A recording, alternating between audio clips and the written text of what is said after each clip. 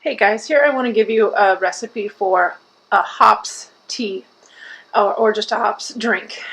In here I have not hops but hops pellets, so it's about the equivalent to 4. These little guys are really potent. So it's what brewers often use to make beer. We're not making beer here, we're just using the hops for their de-stressing, calming, and just it kind of anti-anxiety effects. So if you have anxiety or experience that, or just need help kind of calming down, especially in the evenings or something, this might be a drink to try. So I'm going to use just like a pour over coffee drip system with a coffee filter.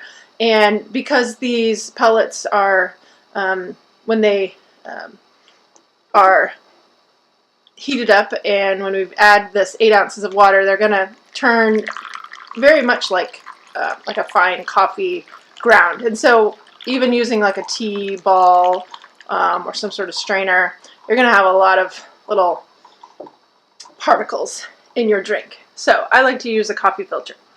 So we're going to add again about 8 ounces there, and just running that through. It's going to run through pretty quickly because you don't have a whole lot in your that you're filtering. And you might like it straight. Adding a little honey would be really a nice idea too.